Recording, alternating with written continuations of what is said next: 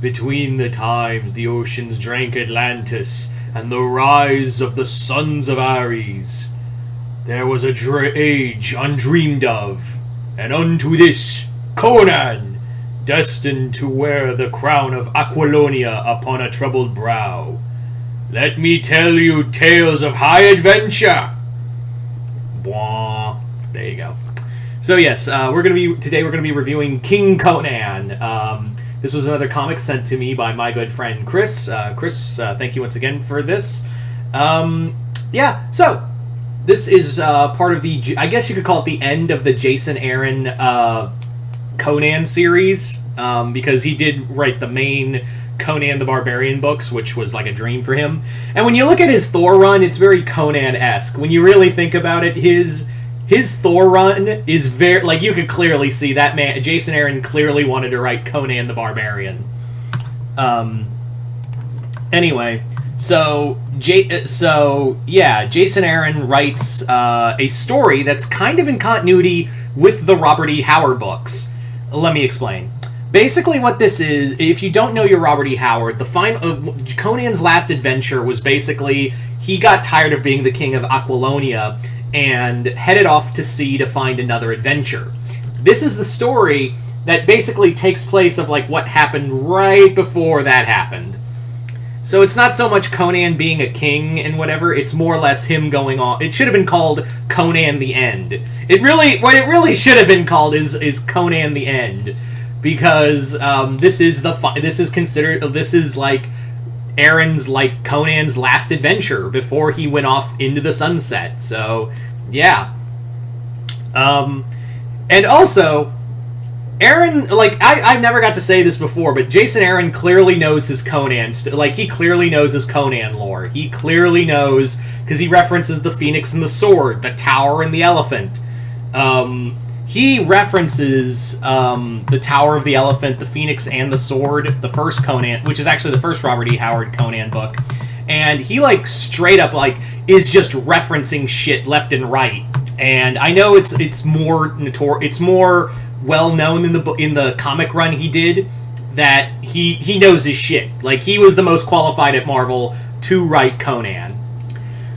So this story basically takes place that Conan has washed ashore after taking his ship out to sea to explore new lands and go on another adventure. The ship came upon a storm, and he fell upon this island, and when the night fell, the dead would rise. But he's not alone on this island. Turns out one of his worst enemies is there, Thothamon. Yeah, you may think it would be like Thulsa Doom. Yeah, you'd think it would be like Thulsa Doom, but really, or Kulan Gath, one of those guys. But no, Thothamon was more like one of the biggest enemies for Conan throughout his stories. So Thothamon also is stranded on this island and is looking to recharge his Ring of Set. And yeah, in this story, they are forced to be allies against a sorcerer, a princess who's been cursed with the unnatural life on this island, and can only pass it on to someone else. So she's trying to strand them and use them as like a tribute for whatever dark forces are here. This is a great story. This is literally a great Conan story. This is like I said before, Jason Aaron clearly knows his Conan.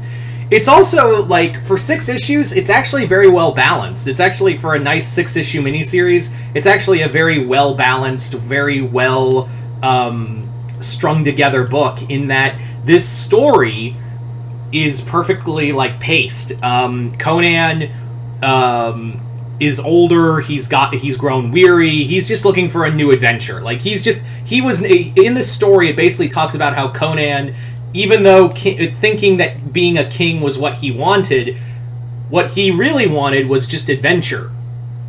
And yeah, it actually does talk about his son, Khan, aka Conan II, who is the real king who's the true, king.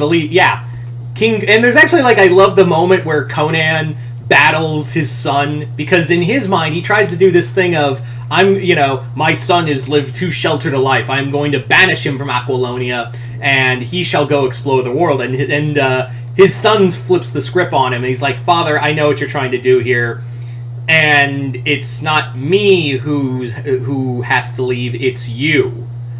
Because I know what's best for Aquilonia, and you're not it. You are not it, my dude. And he's not doing this, like, neither of them hate each other. That's what I liked about that whole scene, is that, like, Conan and his son, when they're battling, it's not like it's a fight to the death. It's more like they're just having it out after all this time. And Conan the Second, his son, is like, you're just projecting on me for what you really want to do. I know how to run this country. I have done this better than you. But you don't want to be here. So I'm not leaving you. I'm not being banished from Aquilonia. I'm banishing you from Aquilonia. Like, I'm exiling you. And Conan is like, I have the greatest son ever in history.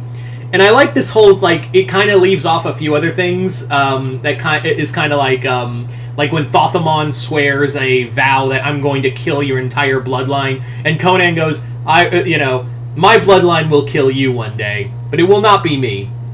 One day it will be my son who severs your head from your shoulders.